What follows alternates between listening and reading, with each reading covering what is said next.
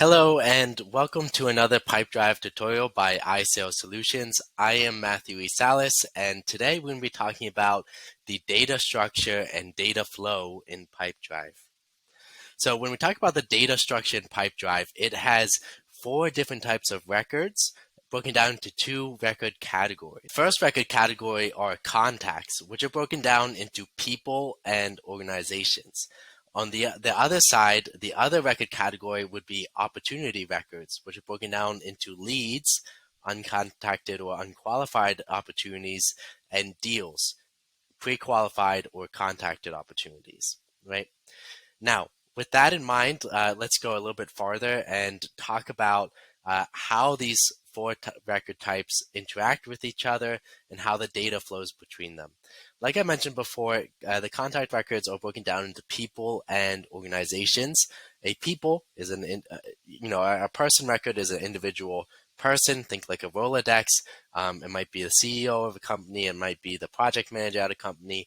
Whoever you're dealing with, those individual people will go into the people section. Next category is organizations, right? An organization is the company that you're trying to sell to. One thing to keep in mind with Pipedrive is Pipedrive can be used for both B2B and B2C selling. So you don't necessarily have to sell to organizations or have them in Pipedrive, but if you are a B2B company, then when you go after a certain sales opportunity, you should have that connected to both an organization and a person, right? Something also very important to keep in mind is that more than one person can belong to an organization. So for example, you might have, let's create a person here. You might have one person called Matt1, and you might have another person called Matt2. Now, both of these people can be related to the same organization.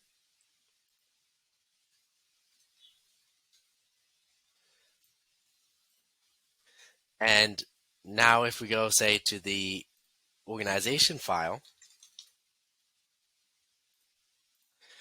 if we were to go to the organization file, you'd see that both of the people are now connected to that organization. So you can have more than one person connected to an organization, but unfortunately at this point, you cannot have one person connected to more than one organization. So for example, if you have a client that you're working with that has multiple companies, unfortunately, you can only attach them to one company. Now, something to keep in mind as well is that you can relate different organizations together using parent and daughter feature in Pipedrive, saying like a parent organization or daughter organization, but we'll cover that in another video.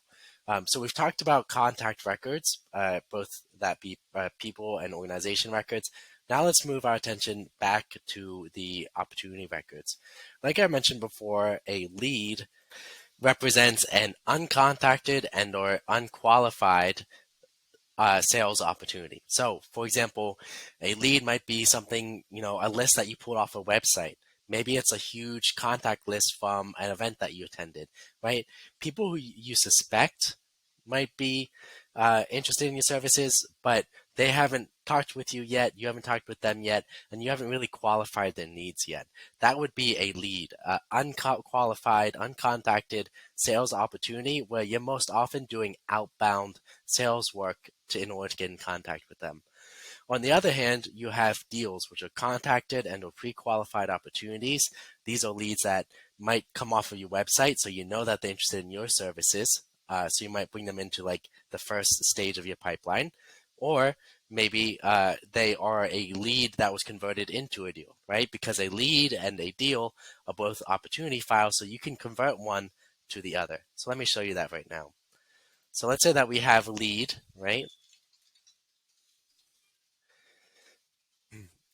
And let's say that we talk with that lead for a while and it comes to the point where we have a conversation with them. Maybe we're emailing them, maybe we're talking to them over the phone.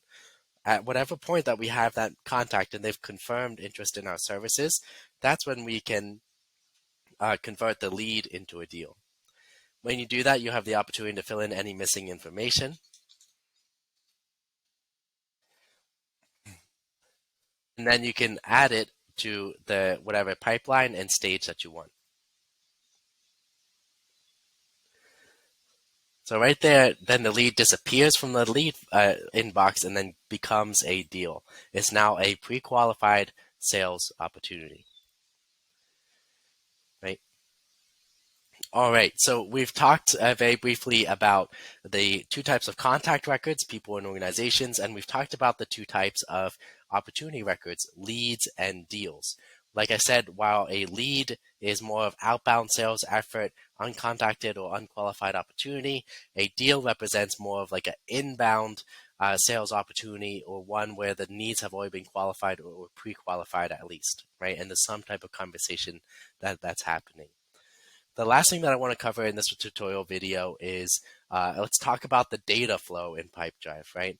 So we have these 4 different record types that are in 2 different categories, the contact records and the opportunity records, but how's the data flow in between them?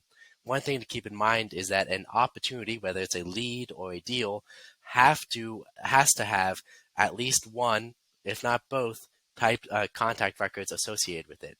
You cannot have an opportunity record, a lead or a deal, that is not associated with a person or organization, right? And in most cases, if you are B2B, you should really have both record types attached to your lead and to your deal, right? Now, since the opportunity is kind of like the pinnacle of the pyramid, right? That is what you're really pursuing in Pipedrive, these sales opportunities.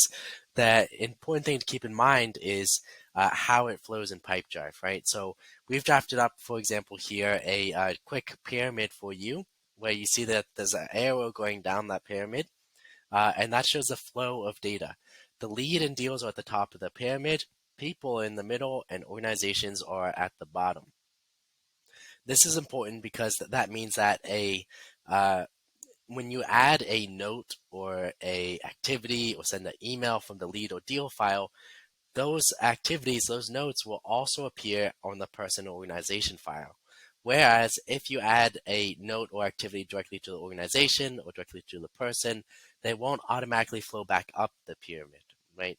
So whenever possible, if you have an open opportunity with the person or organization, make sure that you are attaching the notes, sending the activities, sending the emails from that opportunity file, right? All right, so that brings us to the end of this tutorial video talking about the data structure and data flow in Pipedrive. If you have any questions about that or anything else related to Pipedrive, please let us know and we'll be happy to help. You can fill out the contact form down below to get in contact with us. Make sure that you like this video and subscribe if you want to learn more about Pipedrive, and we'll see you in the next tutorial. Thanks.